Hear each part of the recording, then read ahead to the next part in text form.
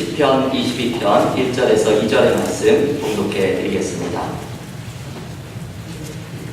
내 하나님이여, 내 하나님이여, 어찌 나를 버리셨나이까? 어찌 나를 멀리하여 돕지 아니하시오며 내 신음소리를 듣지 아니하시나이까? 내 하나님이여, 내가 낮에도 부르짖고 밤에도 잠잠하지 아니하오나 응답하지 아니하시나이다. 하나님의 말씀입니다. 매년 5월달이 되면 우리 은혜와 사랑교회에서는 가정과 문화라는 두 가지의 주제로 목회를 합니다. 특별히 이 문화라는 주제를 가지고 문화설교를 매년 5월달에 하게 됩니다.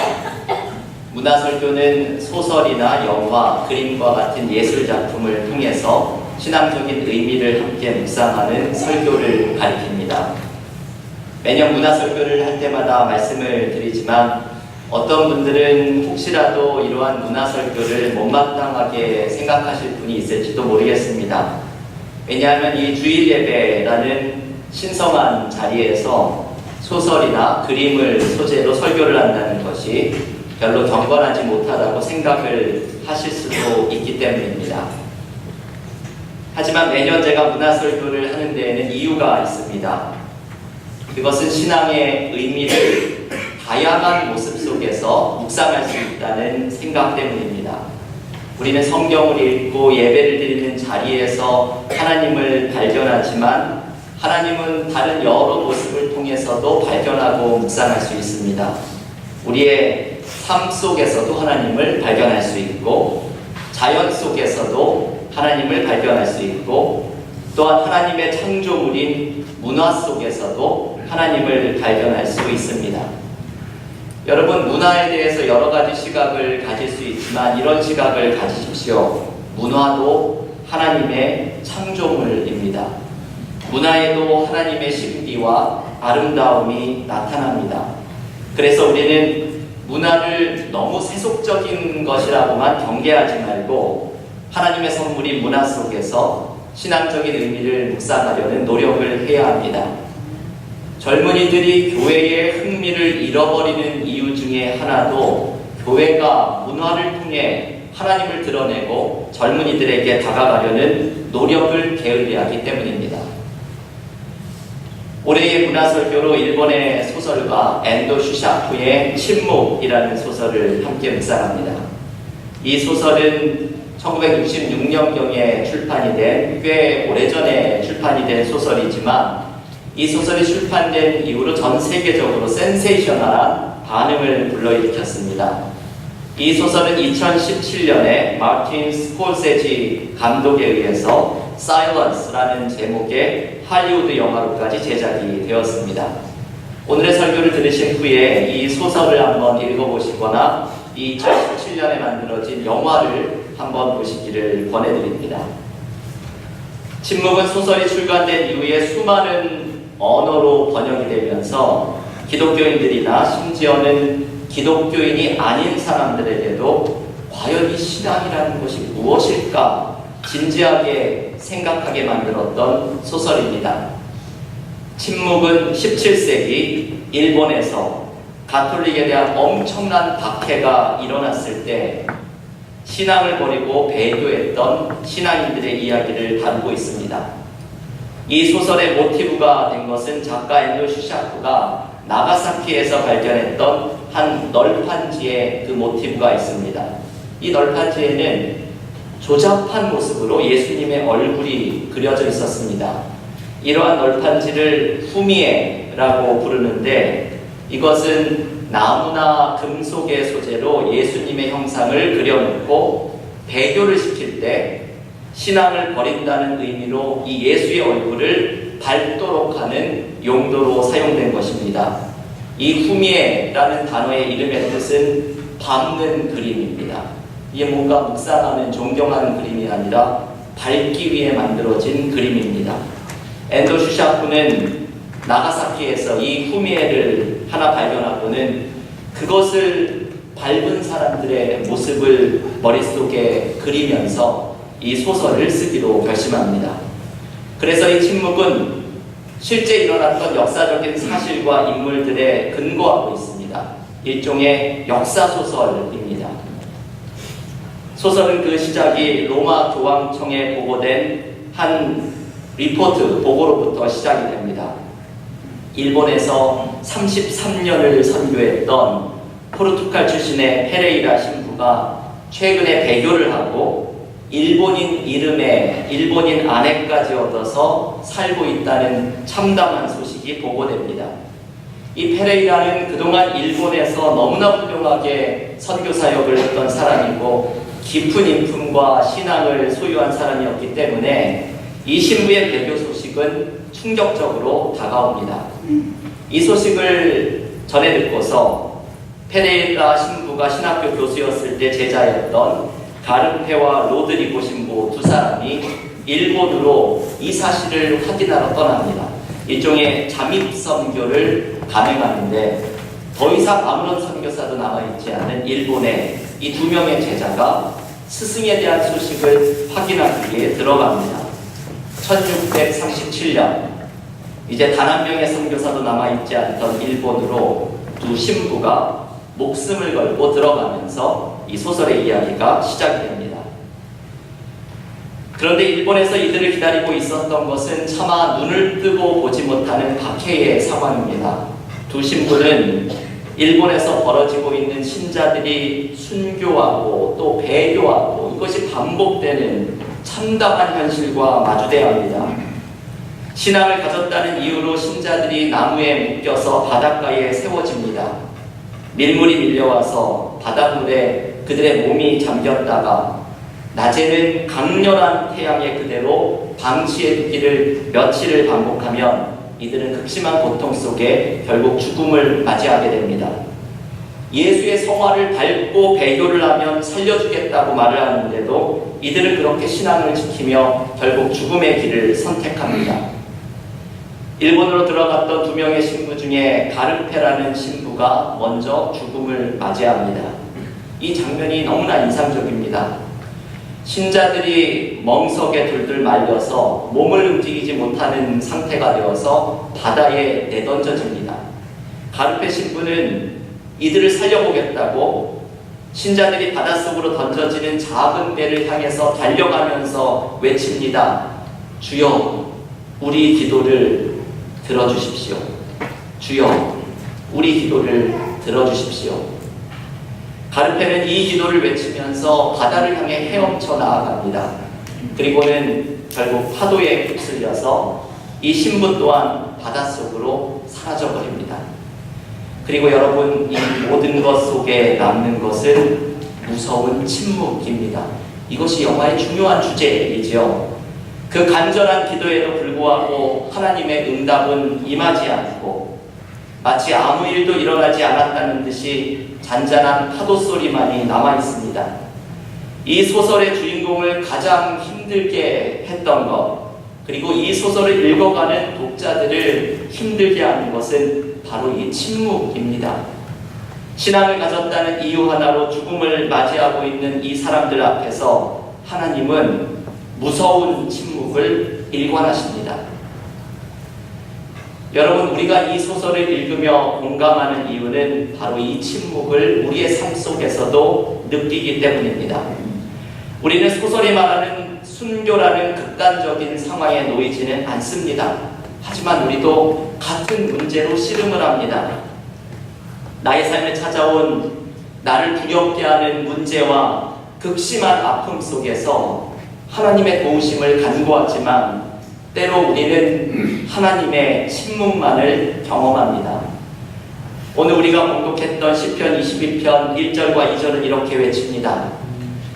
내 하나님이여, 내 하나님이여, 어찌 나를 버리셨나이까? 어찌 나를 멀리하여 돕지 아니하시오며 내 신음소리를 듣지 아니하시나이까? 내 하나님이여, 내가 낮에도 부르짖고 밤에도 잠잠하지 아니하오나 당신은 응답하지 아니하시나이다. 하나님의 침묵에 대한 이 시편의 절절한 외침을 예수께서 십자가에서 다시 인용하십니다. 엘리 엘리 라마 사박다니, 하나님이여 하나님이여 어찌하여 나를 버리셨나이까. 그리고 여러분, 이 절규에 이어지는 하나님의 무서운 침묵. 우리는 이 하나님의 침묵 앞에 당황하고 이것을 어떻게 이해해야 좋을지 깊은 시름에 빠집니다. 그런데 여러분, 이 소설은 하나님의 침묵이 그 주제가 아닙니다. 앤도 슈샤프는 세상을 떠나기 4년 전인 1992년에 침묵의 소리라는 책을 출판합니다. 이 책은 1966년에 나왔던 소설 침묵을 집필했던 과정과 이 소설이 출간된 이후에 나온 독자들의 반응에 대해서 소개하는 책입니다. 그런데 여러분, 이 1992년에 이 책의 제목을 침묵의 소리라고 붙인 것이 의미심장합니다. 앤도 슈샤프는 사람들이 자신의 소설을 오해했다고 말합니다. 자신의 소설은 하나님의 침묵을 말하려고 한 것이 아니라 침묵 속에서 하나님이 어떻게 말씀하고 계셨는지를 말하고 싶었다는 것입니다. 소설 침묵에 이런 대목이 나옵니다. 주인공 로드리고가 소설을 마쳐가는 마지막에 이렇게 말합니다. 주여, 당신이 언제나 침묵하고 계시는 것을 저는 원망하고 있었습니다. 그러자 주님이 말씀하십니다. 나는 침묵하고 있었던 게 아니다. 함께 고통을 나누고 있었을 뿐이다.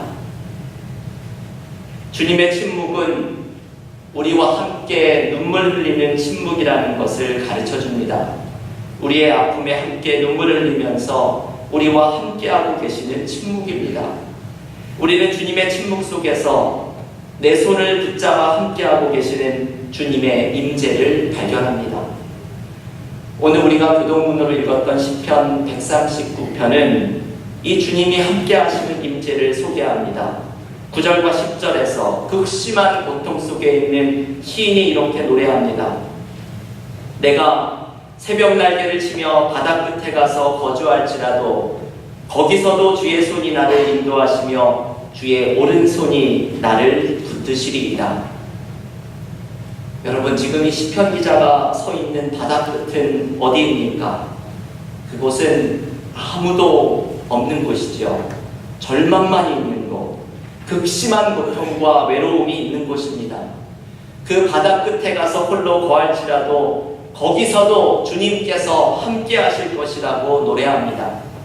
온 세상에 나만이 홀로 오롯이 남겨둔 듯한 침묵 속에서, 그 속에서도 주님께서 함께 하시며 나를 위해 눈물을 흘리고 내 손을 잡아주시는 것을 발견하는 순간, 여러분, 우리는 삶의 모든 어려움을 이겨낼 힘을 경험하게 됩니다. 왜 그렇습니까? 내 삶의 고통 속에 주님이 함께 계시는 것을 발견하는 순간 도대체 우리는 무엇을 깨닫게 되기 때문에 이 힘을 얻게 됩니까? 그것은 주님의 사랑입니다. 나를 향한 주님의 사랑을 나의 바다 끝에서 발견합니다. 그리고 주님의 이 사랑이 우리를 이겨내게 하는 힘의 원천이 됩니다. 여러분, 소설 침묵은 전율이 일어나는 마지막 장면이 있습니다. 소설은 아주 단순한 구성으로 이 마지막 클라이막스 하나를 향해서 달려나갑니다. 스승을 찾아서 일본에 왔던 로드리고가 마침내 배교한 스승 페레이라 신부를 만납니다. 그런데 이 페레이라의 배교는 자신의 목숨을 살려보고자, 자신의 목숨을 구걸하고자 했던 배교가 아니었음이 밝혀집니다.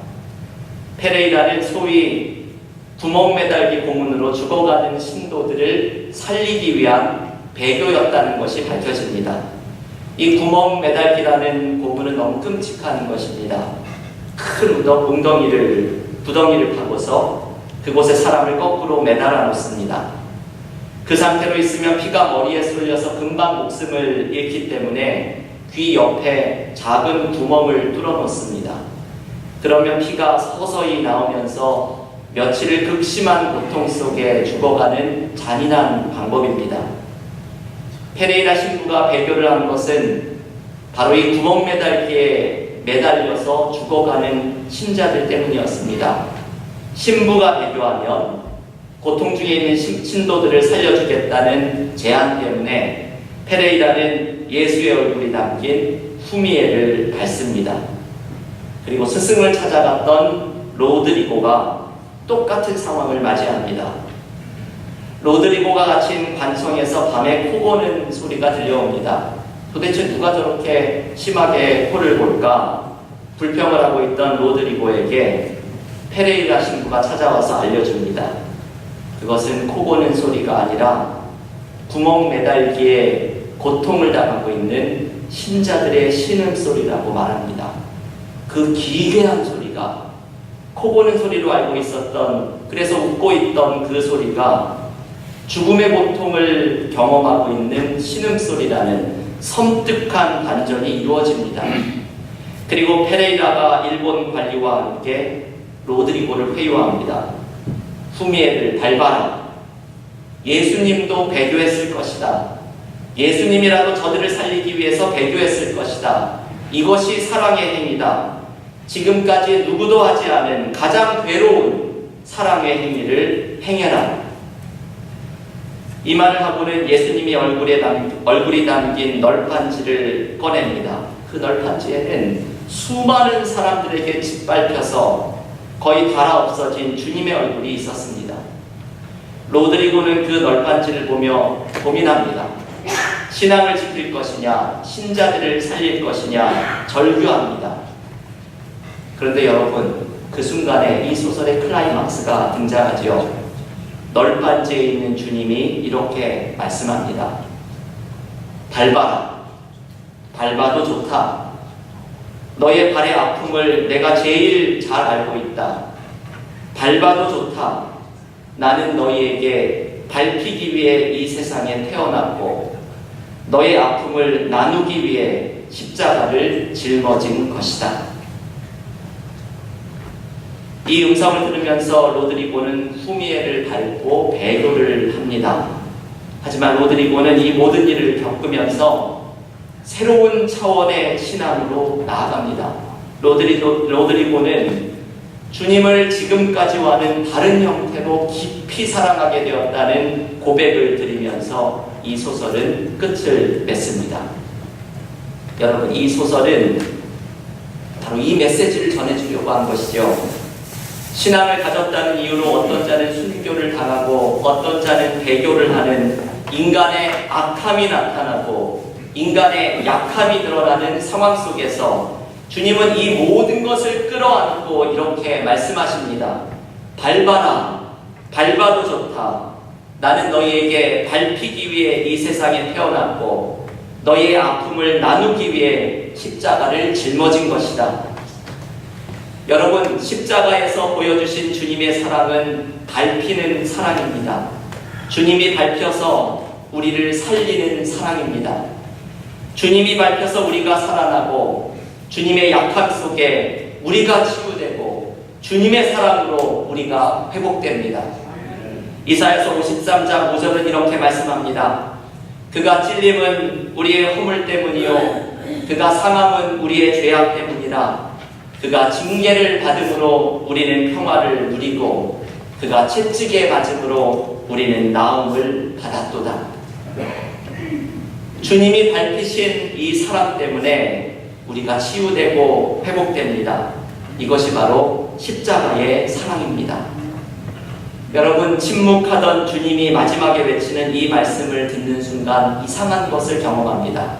여러분, 이 소설을 직접 읽어보시면 이 대목에서 이상한 것을 경험하시게 될 것입니다.